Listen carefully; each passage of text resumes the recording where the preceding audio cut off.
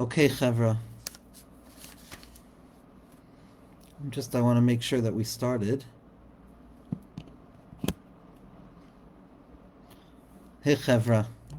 So, Be'ezras Hashem, we're here again with the Light of the Infinite Festival, a digital gathering, a digital fabrigan, where ultimately people are joining together, gathering together to connect to the light of the infinite. The time period that we find ourselves in, Sfiras HaOmer represents the liminal passage, or the pathway between exile and redemption. We begin our journey in a state of exile. The nature of exile and the way that our books and our teachers have taught us about exile is that exile does not just mean a collective universal process where the cosmos are in disarray or where history is deferred for one reason or the other. It doesn't just represent global discord. It doesn't just represent the shattered, broken nature of history and the unconscious of history. It means all of those things, but it also means an inner exile, a state of exile from the ideal form of self, a descent into the territory of the tyranny of the should, or always feeling that we should be better than we are, but never quite knowing how to get back to where we would like to get to. And ultimately, exile is expressed psychologically, and the self is exiled from the self, and the heart is distant from the mind, and the mind is distant from the heart, and ultimately the heart is distant from the body. And the three parts of the self, the mind, heart, and the body, are no longer operating in unison. They're exiled from one another. When Chazal, when our rabbis, when the teachers, when the wise men and the wise thinkers, the wise women, when everybody gathered together to try and understand what the condition was, what was it that could define exile in its most acute form, the exile of the self, it was referred to as a galus hadibur, an exile in the sense of speech, an exile of speech, an exile of the ability to communicate, to speak, to develop words and language to convey what is being felt internally towards the outside world. It was a galus hadibur, there was an exile of speech. Now, speech is not simply something that the human being does, amongst other things. Speech is the essential nature of the human being themselves, to the degree that speech is the mark of what it means to be a human being. When Onkelos Hager, the official translator of Torah's Moshe, and that translation, the secret of translation, the nature of translation, is ultimately fundamentally tied up with the question of language, because language is always tied up with translation. Language is the translation of thought, to the degree that language is shifting the nature of thought to become something other than it is, so that it can be conveyed to a boundary that was considered unreachable. That's the process of translation. Thought is translation of desire. And thought then gets translated through speech, and then speech gets translated through action.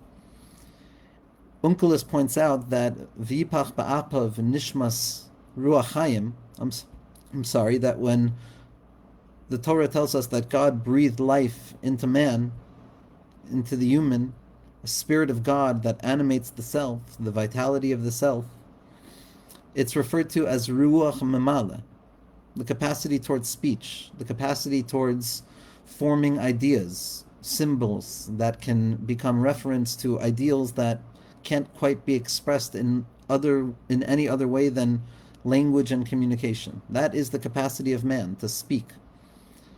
And in exile, when we descend away from ourselves, we fall into the exile of language. Now, the exile of language is not simply a breakdown in terms of what it means to interact between others, or community to community, or culture to culture. That's the instrumental nature of language. That's the audible nature of language. But language is also an inner experience. And there is a speech prior to expression. There is an inner dialogue that takes place. There are the letters of the mind. There is the speech of thought. And that also falls into exile. Dibur is the vehicle that enables one level to reach a level below it while still maintaining the content of the higher level. Without language, there is no process, there is no flow, there is no extension of above down to below. And so the inner language is the language of the capacity to translate my thinking into my feeling, which then can reflect itself naturally in my kind of liminal body, which is prior to action. An alignment of the self where desire infuses the will, and the will directs itself towards the wisdom of Chokhmah, and then the wisdom of Chokhmah disintegrates through the left brain of Bina, which holds the wholeness of the original ideal of Chokhmah very delicately at once, while revealing the hidden possibility of the source of differentiation within Chachma, which is the secret of the Lamed Beis Nesivos Chachma, which then extend down to the territory of Bina, the Lev Maven, the emotional center of the mind, as is so beautifully described in affective neuroscience, how emotional existence is also fundamentally rooted in the mind. I've been thinking lately about how Malachim, when we think of Malachim Yitzavlecha, can also be understood as neurotransmitters. That the neurotransmitters of the mind also act like the Malachim of the mind. Ratza v'shov, back and forth, sending, receiving. And so the processes of neuroscience and the way that the mind holds this process of thinking is ultimately one of the best places that we can come to see the soul in reflection. That point at which spirit becomes flesh and flesh connects back to spirit. But be that as it may, without going too far off into a tangent, the Bina then births midos. So what we have is a translation now from thought down into understanding, and understanding dissects the idea so that it can become practical. I make distinctions so that now I have bite-sized pieces of monadic information that can be conveyed to particular circumstances and situations. And then it begins to infuse the life of the midos themselves. The emotional space in which feelings begin to be felt, as the theorists point out, that first and foremost there's an inner feeling, which is something that is fundamentally internal to the self. The self feels itself. It's the burgeoning process of viscerality, where I come to be aware of the fact that I have a heart and I feel something. And then the emotion is the extension of that feeling and how it packages itself externally. But the beginning of feeling and the emergence of emotion is that point where Bina now gives birth to Chesed, Gvura, Tiferes, Netzach, Hod, Yesod. My Rebbe, Rav Yitzchak, my Morgenstern Shlita, the tzaddik, the person I try and connect to, I don't have the right to call him my Rebbe, but the Torah that I try most to connect to, the tzaddik I try most to connect to, describes the vectors of Chesed, Gvura, Tiferes, Netzach, Hod, Yesod, this work of the midos, where language brings thought down into the midos. The language of my mind enables me to process experience and then to be in the feeling itself. Chesed, Gvura, Tiferes represent the first stage of the emergence of feeling. It can be almost described as the feeling itself. It is that unfelt sense, meaning it's not felt in a sensual way yet, but it's the emergence of emotion, and the body keeps score and it knows what it's going to begin to feel. It's the emergence of moods. And there's the Chochmah, there's the Chesed, Gvur, Tiferes of that. There's the left, the right, the left, and the center. And then there's the replication of that in the secondary level of the midos, which we can term the emotional representation of the inner feeling, which is going to be the Netzach and the Yesod. Netzach is a reflection of the Chesed, because they both represent the right side, which are ultimately just reflections of Chochmah in the mind, because the emotions are rooted in the mind ultimately. The left side is going to be the Bina that gives birth to the Gevura on the first level of experience, and then the Hod, which is that replication on that secondary level of the emotional felt experience. And then there's Tiferes, which is the central pillar, and it extends down into Yesod as well. So what are these midos? What do they mean? So the way that my Rebbe describes them is as follows, that Chesed is love. Chesed is the impulse to move outwards. And the impulse to move outwards and extend and flow forth is rooted in Ahavas Hashem, a burning knowledge that the only place that a person is going to find comfort is when they burn forth with desire to the thing that they desire most. when they burn forth to HaKadosh Baruch Hu, when a person comes to a place that there's nothing that is going to provide me the comfort that imagination and love can theoretically conjure up, other than the love that I have towards HaKadosh Baruch Hu, the love that I have towards the infinite, the love that I have towards this coming to terms with the fact that I'm not separate from the infinite. I'm part and parcel of the infinite flow, which is ultimately unified. And coming to terms with that unity is coming to find love, ahava. Ahava is the gematria of Echad. This was Echad Haya Avraham. Avram was intoxicated with the love of unity. There was searching for more and more unity. And ultimately, the reason that Avram was so prepared for this was because he understood that he would never reach it. Ahava very often remains unrequited. And even in healthy relationships, there's a certain element of what desire and love wants that this world does not offer. As the pasuk in Shir Hashirim so poignantly, painfully, beautifully, lovingly paints the ultimate condition of what it means to be a human being in love with something, in love with HaKadosh Baruch Hu, as Franz Rosenzweig really used as the heart of the Star of Redemption, which was really his grappling with the secret of Shir Hashirim as the center and the pulsating heart of Nishmas Yisrael. In the sixth parak, in the eighth pasuk, it says, Kasha kisha'ol kina, that jealousy is as difficult and as fierce as the abysmal depths of hell, Sha'ol.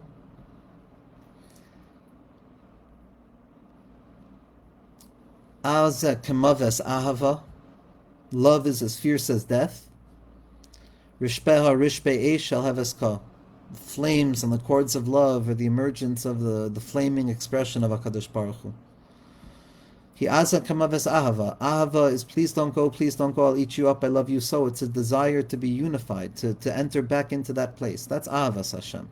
And again, microdosing that on normal levels in positive commandments and moments of joy and faith and affirmation and smiling at the other. All of the elements of self that are contained within the territory of ahavas Hashem. That's chesed.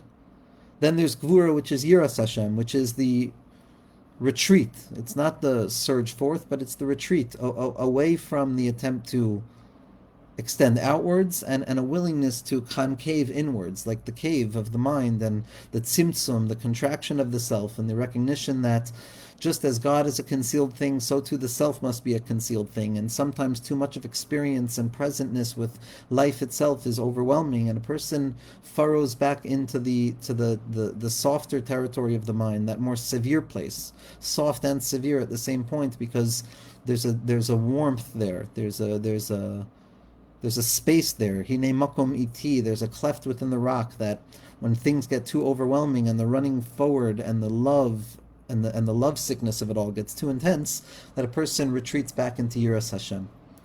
A person retreats back into a place of distance and comes to own the fact that, okay, Hashem, I can't fundamentally connect to you. I can never fundamentally connect to you. There is no fundamental connection to you. You are fundamental. Nothing else is fundamental. Only you are the capital F fundamental.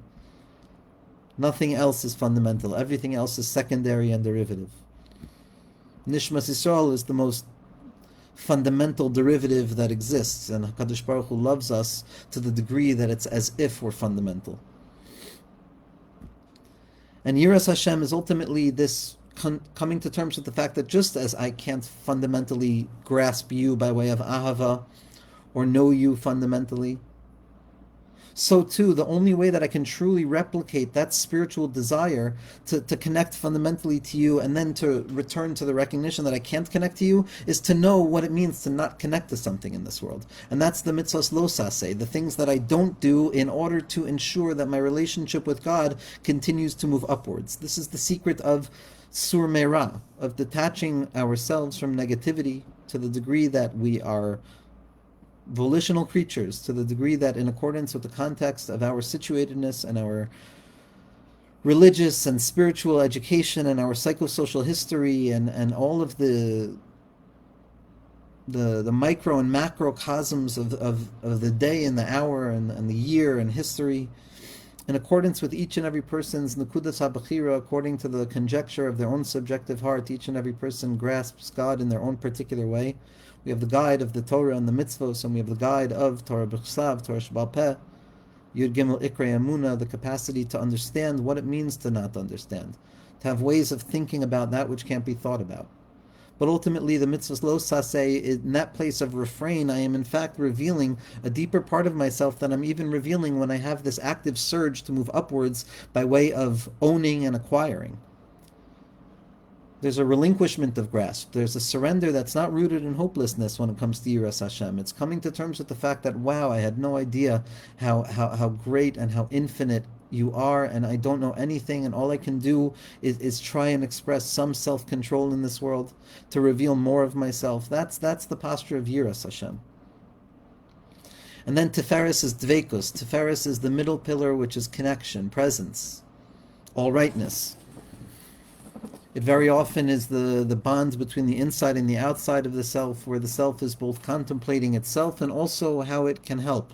It's not yet in the process of developing ways of helping, but it's beginning to conjure up to itself what the Iker Tachlis is. What does Hashem want from me in this world?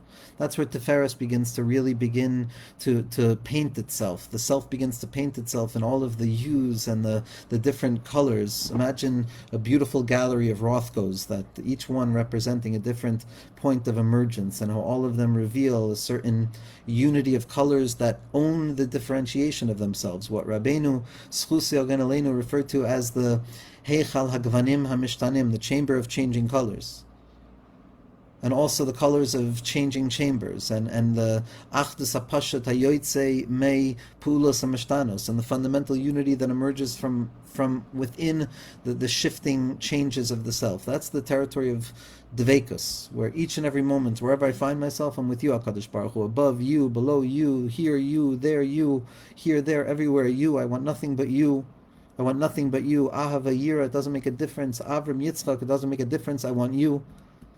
That's the level of Dveikus. When a person connects to Tefillah, when a person says to HaKadosh Baruch Hu, I know you're real, I know that in the end of the day you're real, and a person pushes themselves to smile, or to eat with more intention, or to make a bracha, that's the Hisgalus of Tiferes, a moment of Dveikus. And that's all internal. And then the next level below is going to be Netzach, Hod, and Yesod. And this is what I love so much about how I learned this from my Rebbe's writings,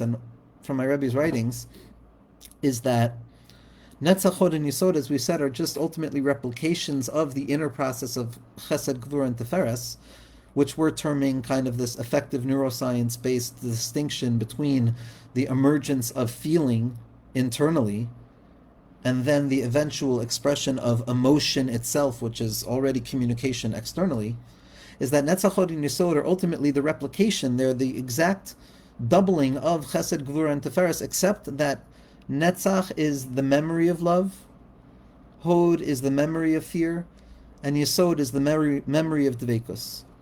Memory,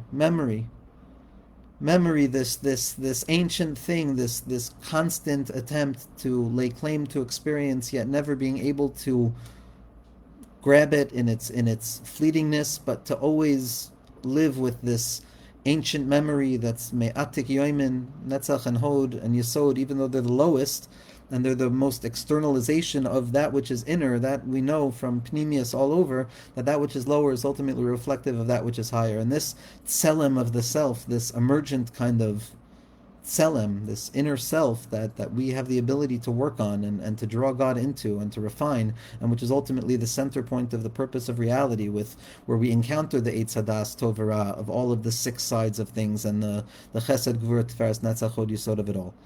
But to remember love, to remember fear, and to remember connection.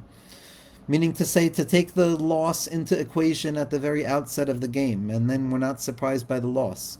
If I assume that any spiritual moment of spiritual activism on a level of Chesed, Gvura, Tiferes is fundamental, and that this is where I'm going to park my ego for the rest of my life, and this is where I'm going to find satisfaction, and this is where I'm going to find the kinna and the taiva and the kavod that I need in order to lay claim to certainty, so then a person is lost. If a person thinks that it's going to be sedimented, if a person thinks that any time they feel something good and a level of connectivity to God, that they've reached what they need to reach, and that it's okay, I don't have to try anymore, and that this should last forever, and then I get frustrated at Metzias when it lasts even less than a second, then a person has misunderstood the spiritual task. To be human is not to be perfect and one semblance of self at all times. To be human is to be, by definition, imperfect. Hein ba'avin chalalti, the mere fact that I exist is in and of itself already the ikar chet, which is from a language of chisaron. The most fundamental truth that we're here to remember over and over and over and over and over and over every moment that we come back to consciousness is kedushasi l'malei mikdushasechem, that Hashem's holiness is fundamentally transcendent to my capacity to ever even begin to grasp. Ein aruch l'cha, ein aruch l'cha.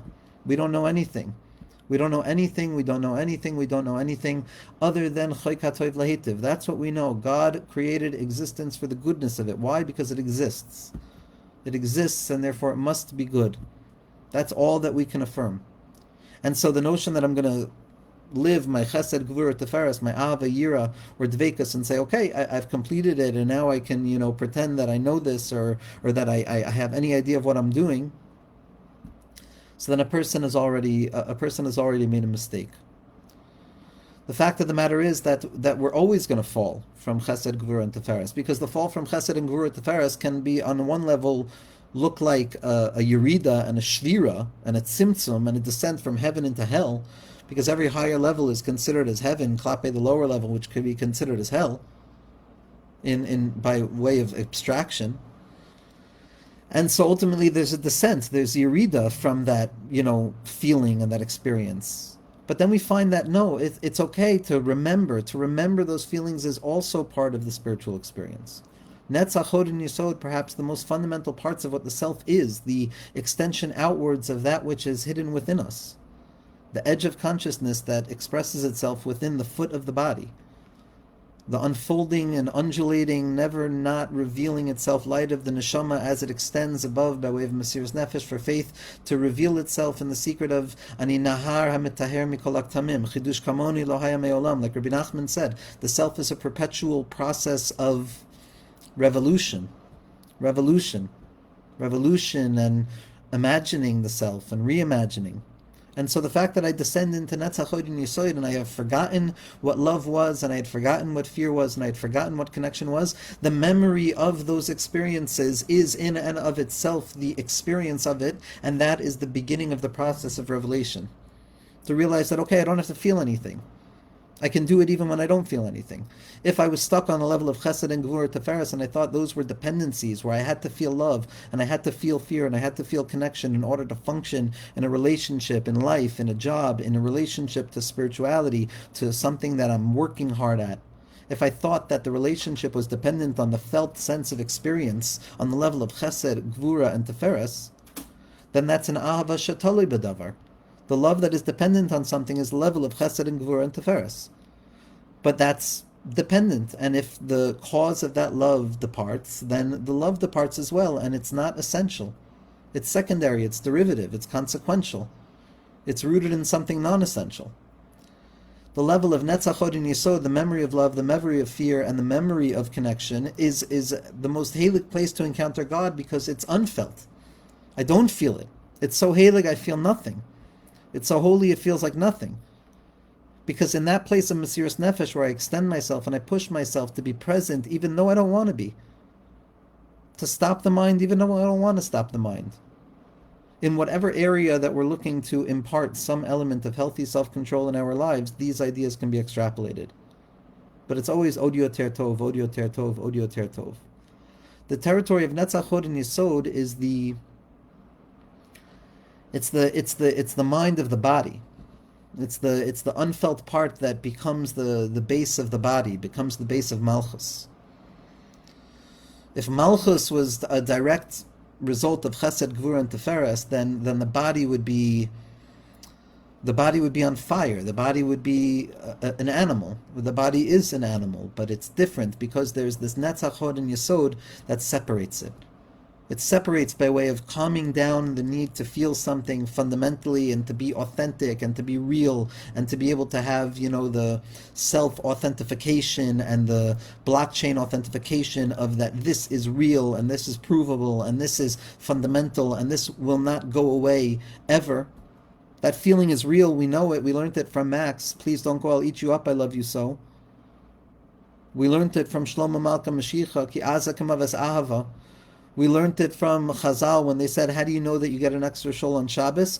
Vayinafash. Kevan Sheshabas Vay of the Nefesh. We know that we get a Neshama Yisera because on Shabbos, we're already aware of the fact that we're going to lose it. And by dint of the fact that on Motzei Shabbos, when we lose the soul that we felt so strong with, at the outset, we're already in a state of precipitory anxiety about the eventual loss. That point of consciousness is how Chazal prove that we do receive an extra soul. That need to have something which by definition comes with the fear of not having that thing. But then we come into a place of Netzach and Yisod, and that's our generation. We're trying so hard to feel. Everybody's trying so hard to feel something in any technological way that it can bring about a sense of feeling. And again, each and every person in every ounce of their effort to illuminate their soul and to try and survive for one more moment with faith in this world, it's a Kiddush Hashem Shein Kamohu, and the tzaddikim are going to be amazed by our generation. Moshe Rabbeinu, Chazal say, couldn't look at our generation. He put his head in the sand when he saw our generation, so to speak. Because that part of himself he couldn't see. He couldn't see his legs. Baal Shem Tov wanted to come to Eretz Yisrael, and the Orach Chaim said, if you can see my legs in the dream, then you can come. The secret is Mashiach seeing his legs. We're the legs of Mashiach, and the legs are unfeeling. Sometimes the legs are forced to be unfeeling, to tolerate the not felt process of it. It's true, sometimes I'm not going to feel it. I don't know how to communicate that feeling territory with this territory of actually doing the thing, of living with consciousness, of living with choice, of being present. This is the Iker place, this is the Iker Gilui where we have to do our avoda, in the unfelt place. And then, when we accept upon ourselves the willingness and the confidence. Hold on, I just want to charge my laptop instead of ending in 2 minutes to see if I can extend this a little bit. Hold on, Chevra. Give me a second. I'm just going to plug in my laptop so that I can go for a couple of more minutes.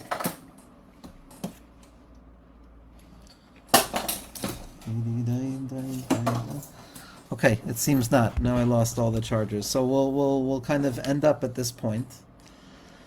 When we accept the breakdown of communication, which is the exile of the self, where the mind is no longer communicating with the heart, and the heart feels like it's not communicating with the body, in that unfelt territory of the mind of the body, which is Netzach and Yisod, the beginning of the emergence of the inside towards the outside, which are reflected in the legs themselves, which represent the innermost desire of where a person wants to go to, those dancing feet that have not yet been revealed, the legless beggar of Rabbeinu's tale, of the Sheva HaBatlarim. We're the generation of the legless beggar. We are the legless beggar. There were poems written by Maskilim in Auschwitz, not Maskilim Kazohar HaRakia, I should say. Stars of the Rakia, Mazirim Kazohar HaRakia in Auschwitz, who were writing poems saying, Rabbeinu Shalom, send the legless beggar, send the beggar who knows how to dance. Send the secret of how to dance in the air. Send the secret of how to walk without ground, how to live without stability. Because to be a Yid is to be suspended in the air, as Rav Tzadok HaKohen tells us. To be a Yid is to be suspended in the air, to learn how to have 1 foot on the ground, 1 foot off the ground, 1 foot on the ground, 1 foot off the ground. Never one or the other, always in a state of being or remembering what it was like to be, and balancing the chagat and the nahi of it all. And ultimately, if we can only put 1 foot on the ground at once, we have to learn how to dance very quickly. That's what dancing looks like. Dancing is when a person doesn't have 2 feet on the ground at once. The legless beggar is the person who's going to teach us, Mashiach Tzidkenu is going to teach us how to dance while walking very calmly, while strolling, Ataya limayim began Eden, to allow the legs to rest. But when the legs accept the message, when the legs come to realize that, wait a second, there's been a breakdown of communication here. I was in a state of gullus. The legs were not receiving the inner voice of the mind and the heart. And when the legs wake themselves up from their slumber, and they continue to walk even though they don't feel anything, at that point the language begins to ascend from the legs back up to the head. In the secret of the somersault, in the secret of Yitzchak Avinu leaving Gan Eden after the Akedah, and Rivka Imenu seeing him and falling off her donkey. Why? Falling off her camel. Why? Falling off her camel. Her camel. Gam aleh, gam zulatova, gam. Why did she fall off? She fell off because Yitzchak Avinu was walking out of Gan Eden doing a handstand, with his feet in the air and his head on the ground, says the Balei Tosfos. This is the secret of the Nahapochu, the somersaults that were done in the Simchas Beis HaShoeva, the dancing that illuminated the sky, that there was a woman in Yerushalayim who could be Mavayer Chitin, who could clarify the 22 letters. And what was David Malka Mashiach doing at that point? He was in the basement of the Beis HaMikdash. When everyone was dancing upstairs, he was dancing on the abyss. He was saying Shir Malos. And all of the water of the Mayim Tachtonim and all of the Tzimtzum and concealment was saying, okay, David, you want to reveal everything? You want to reveal everything? We're going to inundate the world. Mayim b'mayim. And David HaMelech says, oh no, I brought the depths up too much. And he says another 15 Shir Malos and they go down. And it's only once he learns the secret of the Kal V'chomer, that if you can erase the name of HaKadosh Baruch Hu to bring Shalom bein ish le'ishta in the process of a sota, then Kal V'chomer you can throw Hashem's name into the abyss in order to make Shalom between the Mayim Elyonim and the Mayim Tachtonim, as the Gemara in Sukkah says. And at that point, everything calmed down. That was David HaMelech's dance. Michal Bashol sees David HaMelech dancing like this, and she says, you're dancing like one of the empty ones, because Shaul is very private. Shaul is very private. And David HaMelech says, you haven't seen anything yet. There's nothing to reveal. There could be nothing empty. The legs are pure revelation. It is what it is. It's the secret of Kacha Yasel Ish Asher Melech Hafetz Bikaro. Kacha. This is what it is. The ground. Eretz Yisrael Mamish. Eretz Yisrael Mamish. Eretz Yisrael Mamish. The ground of experience. The Afra de Manakula.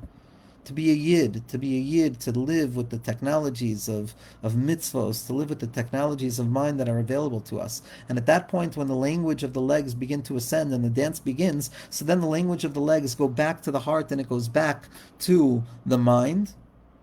And that's when Geula comes. Geula comes when the body is communicating with itself again. And that's the process of Sfiras HaOmer. We're in the process of putting the body back together, where the communication of the self is beginning again.